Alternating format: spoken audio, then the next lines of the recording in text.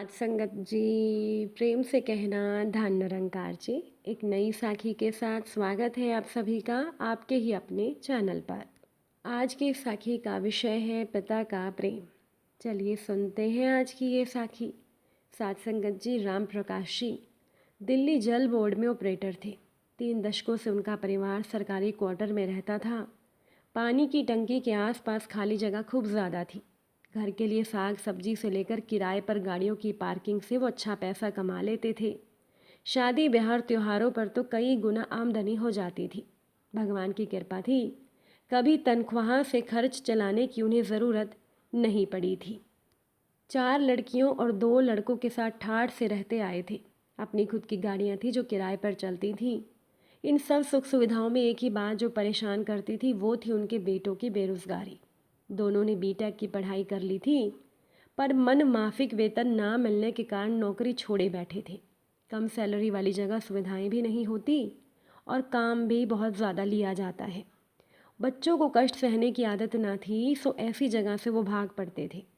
तो राम प्रकाश जी ने कई अफसरों से बात की। आज के ज़माने में सरकारी नौकरी गेहूं के खेत में सुई ढूंढने जैसा है। बड़ी मुश्किल से एक जगह बड़े वाले बेटे की बात बनी, तो 1.5 महीने में ही वो काम छोड़कर भाग आया। कितनी मिन्नतें, कितने मिठाई के डिब्बे और 4 लाख रुपयों का चढ़ावा देना पड़ा था, तब कहीं बात बन पाई थी। अब साहबजादे वापस जाने का नाम नहीं ले रहे हैं। काम कौन सा बुरा था, साहब की थोड़ी टहल सिफारिश कर दो, कभी चाय पानी मांग दी तो क्या हो गया। आखिर अफसर हैं, पर इनको तो अपनी डिग्री का गुरूर था। बीटेक जो ठहरे, अरे भाई, जो रोटी ना दिला सके उस डिग्री को रख कर करना ही क्या है। वहाँ ड्यूटी पर किसी ने ताना मार दिया कि बीटेक करके भी पानी पिला रहा है। अफसर की झाड़ सुन रहा है, बस तीर सरीखे लग गई ये बात। और वो जनाब भागा है नौकरी से। इतना ही नहीं, अफसर की माँ बहन को भी अपशब्द कह दिया, वो अलग। वो तो पुराना जानकार था, सो बख्श दिया, वरना घर पर पुलिस भी आ जाती। अब क्या होगा, ये तो निठल्ले यूं ही पड़े रहेंगे। अब कमाऊँ पिता एक बरगद की छाँव होता है जिसके तले सभी सुस्ताते हैं, और कुछ तो वहीं पर डेरा जमाने की जुगत में रहते हैं। यहाँ घर में पड़े पड़े ये निखट्टू हो चले थे। काम के नाम पर दिन भर बच्चों के साथ खेलते, शाम को खाने में कुछ कम हो तो घर की औरतों पर खींच निकाल लेते। दिन ब दिन हालात और ख़राब होते जा रहे थे। अब शाम को पिता ने अपने पास बैठाना और समझाना शुरू किया, तो इससे बचने के लिए वो सैर सपाटे पर निकलने लगे। अब बाहर जो गए तो शायद देखा तो नहीं, पर लोगों की सुनाई बातों के हिसाब से आदत में भी बिगाड़ आ गया था। खैनी सुरती भी खाने लगे थे। एक दिन तंग आकर पिता ने सोचा कि आज फैसला कर ही देते हैं।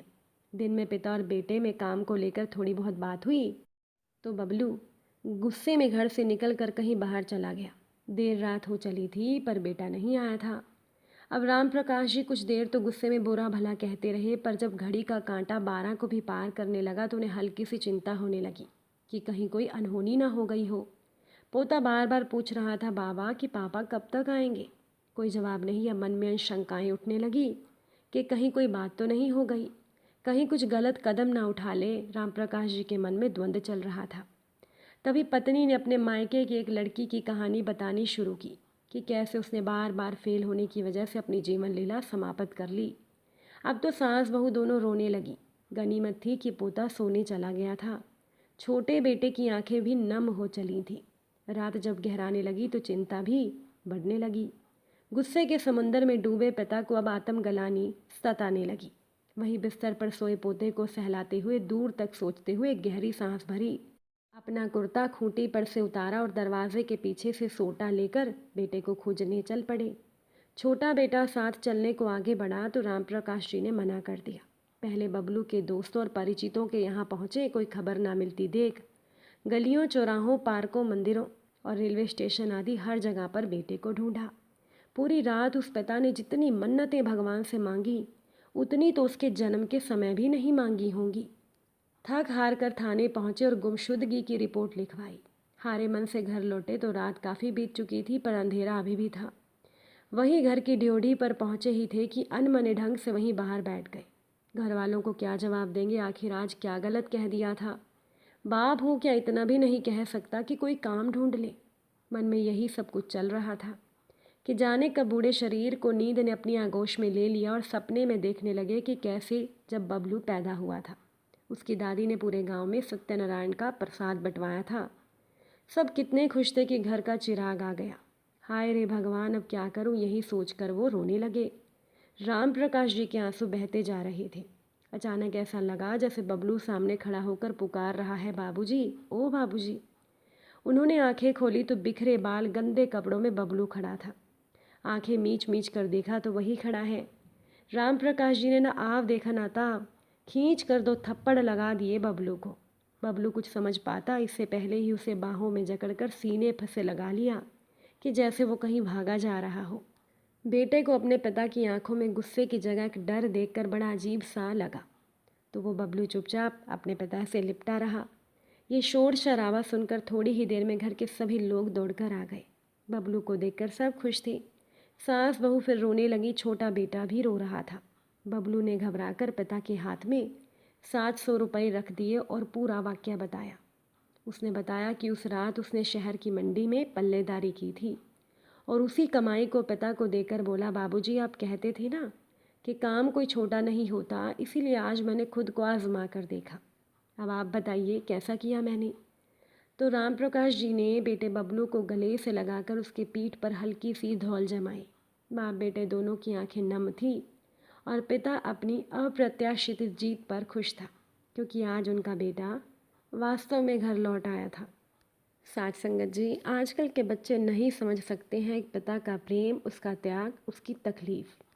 एक ट्रेन में समय गुजारने के लिए बगल में बैठे बुजुर्ग से बात करना शुरू किया दीपक की पत्नी नीति ने। नीति ने कहा, बाबा जी अब कहाँ तक जाएंगे? तो उस बुजुर्ग ने जवाब दिया, इलाहाबाद तक। तो नीति ने मजाक में कहा कि कुंभ लगने में तो अभी समय है बाबा। तो बाबा ने कहा, वहीं तट पर बैठकर इंतज़ार करेंगे कुंभ का।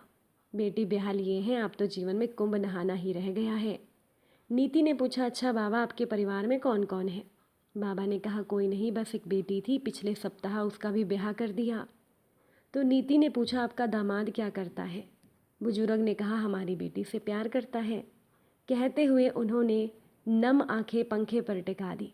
थोड़ी देर की चुप्पी के बाद जब नीति ने बुजुर्ग के कंधे पर हाथ रखकर धीरे से कहा, दुख बांटने से कम होता है बाबा, तो उस बुजुर्ग की आंखों से आंसुओं का सैलाब उमड़ पड़ा। थोड़ा शांत होने के बाद उन्होंने बताया कि बेटी ने कहा, अगर उसकी उस लड़के से शादी नहीं हुई तो वो जहर खा लेगी। बिन माँ की बच्ची थी, उसकी खुशी के लिए सब कुछ जानते हुए भी मैंने हाँ कह दी। पूरे धूमधाम से शादी की व्यवस्था में लग गया, जो कुछ मेरे पास था सब गहने जेवर तैयारियों में लगा दिए। तभी ऐन शादी के एक दिन पहले समधी पधारे और दहेज की मांग रख दी। जब मैंने मना किया तो बेटी ने कह दिया, आपके बाद तो सब मेरा ही है ना बाबा, तो अभी क्यों नहीं दे देते? तो मैंने घर और ज़मीन बेचकर नगद की व्यवस्था कर दी। तो नीति ने कहा, अरे सब कुछ उसका ही तो था, आपकी पागल लड़की का, आपको मना करना चाहिए था, कह देते कि आपके मरने के बाद सब बेच कर ले जाए। बुजुर्ग मुस्कुरा उठे नीति के इस तर्क पर। कहने लगे, कोई बाप अपने सुख के लिए बेटी की गृहस्थी में कलेश नहीं चाहता बेटा। तब नीति ने कहा, हद है, मतलब कि उस लड़की के दिल में आपके लिए ज़रा भी प्यार नहीं था। तब बुजुर्ग ने कहा, नहीं ऐसा नहीं है, विदाई के समय बहुत रोई थी। नीति ने कहा, और आप बाबा? उस बुजुर्ग ने एक मुस्कान बिखेरी और बोले, हम तो निष्ठुर आदमी हैं। हमारी पत्नी जब उसको हमारी गोद में छोड़कर अर्थी पर लेटी थी, उसकी लाश सामने रखी थी, तब भी हम रोने के बदले चूल्हे के पास बैठकर बेटी के लिए दूध गर्म कर रहे थे। ये सुनकर बुजुर्ग सूनी आंखों से शून्य में देखने लगे। साथ संगत जी, आजकल के बच्चे नहीं समझ सकते हैं एक पिता का त्याग। अगर आज की ये साखी आपको अच्छी लगी हो, वीडियो को लाइक शेयर ज़रूर कीजिएगा। आप सभी से फिर मुलाकात होगी नई साखी के साथ। साथ संगत जी, प्यार से कहना, धन निरंकार।